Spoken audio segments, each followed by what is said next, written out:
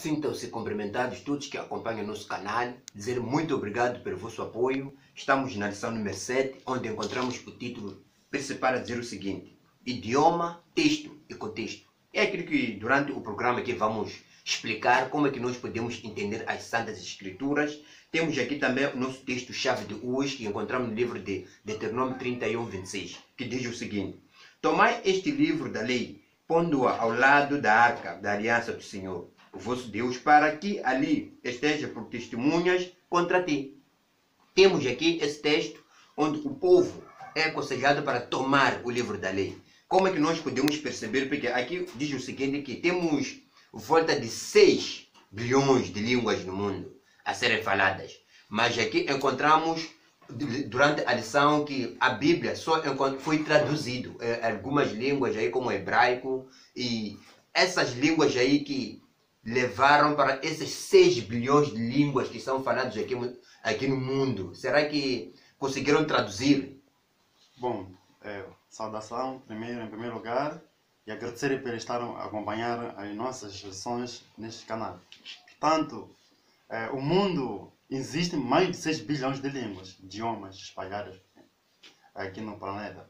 Portanto, a Bíblia foi escrita em 3 línguas principais: hebraica, aramaica e grego. Então, a hebraica foi a língua usada para o Antigo Testamento.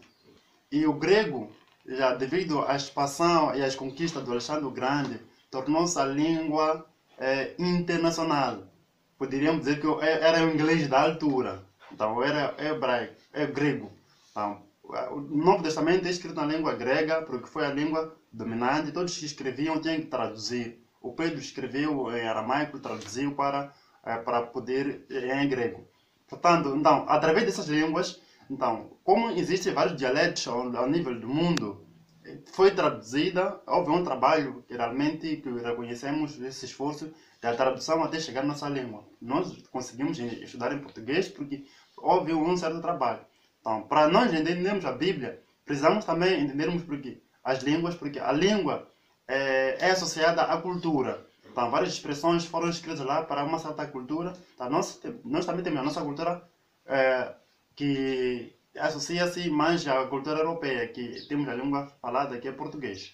Muito obrigado. Aqui encontramos também palavras e seus significados, né? Cada palavra tem seu significado em todas as línguas. Também quer dizer que és muito abençoado por acompanhar com a sua própria língua a Santa Bíblia. Aqui encontramos Shalom, uma das línguas que nós encontramos aqui de forma Shalom. Também encontramos repetições de algumas palavras. Quer dizer que em algum momento a Bíblia temos algumas línguas que foi um pouco difícil de traduzir, até que diminuíram um pouco o seu significado, o seu foco, não é? Na verdade, que nós temos na língua portuguesa, nós temos uma língua difícil, complexa, cheia de vocabulário, comparando com a língua hebraica e grega. A língua portuguesa tem milhões de palavras para cada coisa. E para nós, para a língua hebraica, a situação é diferente.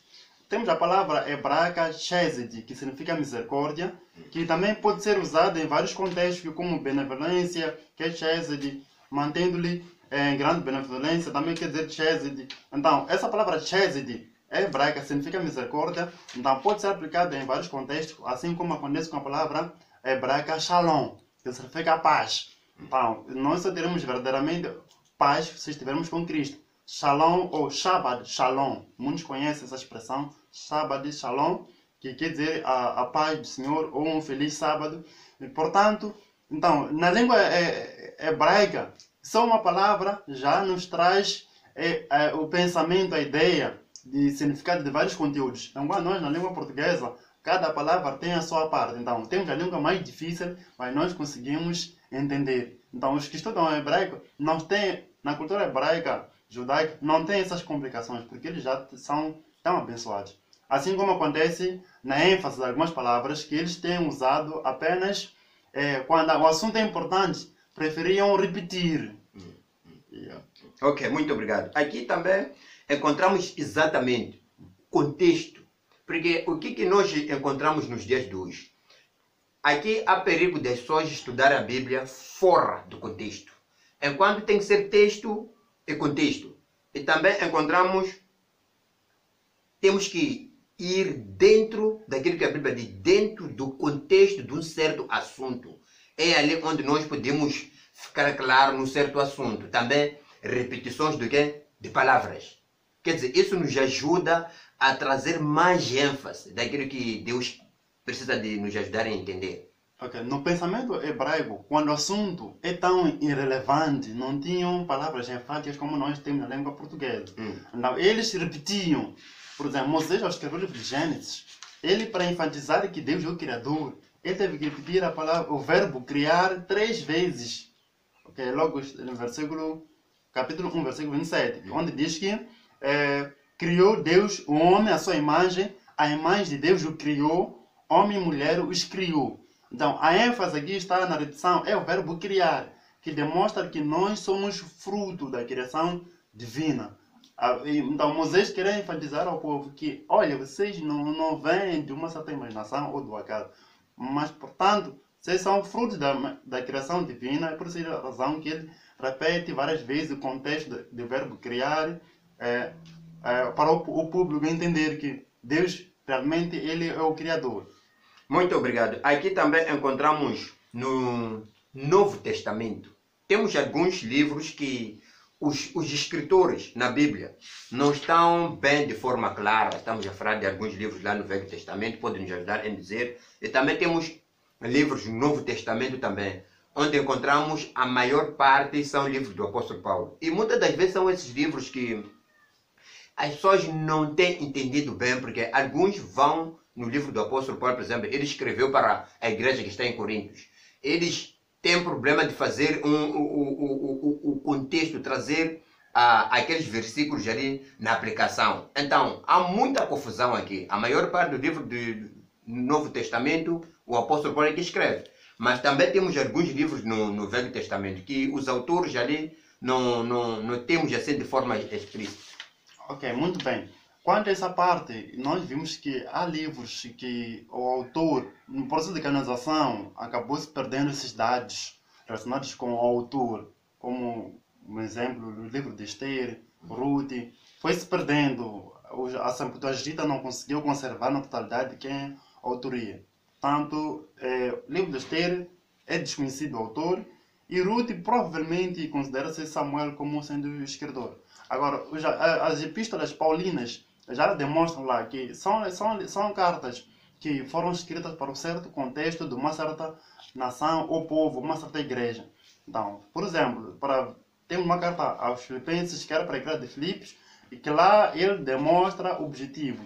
Então, através de essa carta do povo específico, nós estudarmos, temos que saber quem era o destinatário, qual era o propósito e qual era a situação na época vivida. Então, o contexto cultural da época. E dessa forma, nós consigamos, teremos um pensamento para podermos aplicar na atualidade. Qual é a mensagem para nós atualmente? Então, ele repreendeu, por exemplo, na igreja de Coríntios sobre a imoralidade, sexo ilícito, divórcio, contra adultério. Então, ele repreendeu isso porque em Coríntios viviam-se realmente esse tipo de coisas. Então, nós, hoje em dia, será que não temos os mesmos problemas? Logicamente que o mundo demonstra que temos. Então, através de lá, podemos termos a certeza que alguns contextos lá que o apóstolo Paulo repreendia, transcendem até nós hoje em dia, que podemos abrir esses textos e lermos, porque o nosso corpo é um templo do Espírito Santo. Então, não podemos contaminar com qualquer sujidade. Então, por essa razão que a Bíblia transcende até o nosso contexto hoje em dia. Muito obrigado. Então, assim, dentro desta confusão ou dentro desta compreensão, aqui já precisamos de ter o cuidado de fazer o jogo do que? Texto e contexto, para conseguirmos entender melhor e também para nos ajudar na nossa própria salvação, porque o que nós queremos é que as pessoas estudem a Bíblia e também possamos ganhar o quê? A salvação em nome de Jesus Cristo. Realmente, porque o propósito principal, o assunto principal da Bíblia tem a ver com a salvação. Então, a Bíblia nos traz, Jesus Cristo vai atrás do homem para resgatá-lo. Então, a mensagem é essa transmitida. Então, em todos os tempos, em todas as culturas, então, Cristo é que vai atrás do homem para o redimir. Portanto, então, nós também hoje em dia, Cristo nos desafia, ou seja, está interessado, está muito preocupado em nossa salvação. Por isso, então, traz ferramentas para nós estudarmos e estarmos cada vez mais engajados nesse processo da salvação. Por isso, nós temos que ler mais a Bíblia, entendemos a ênfase que Deus quer a salvação de todos nós, que somos pecadores. Muito obrigado. Dizer o seguinte, que nós vamos terminar por aqui, dizer que vamos aprender a Bíblia dentro do contexto. Vamos estudar o texto e depois o contexto, para que possa nos ajudar cada vez mais, o Espírito Santo possa estar conosco para nos abrir o horizonte da Bíblia. Não sei se tens alguma coisa a dizer. Então, realmente, se a pessoa pega um versículo, uma palavra só, e não está a fazer o estudo completo. Portanto, para fazer o estudo completo, é preciso mesmo termos esses componentes que nós falamos: idioma, texto e contexto. Nós não somos falando da língua hebraica, nem somos falando da língua grega, que originalmente a Bíblia foi escrita. Mas temos a oportunidade, um privilégio maior, de termos a Bíblia traduzida na nossa língua local. Além disso, temos várias versões. Então, você pode comprar muitas versões para poder fazer comparações.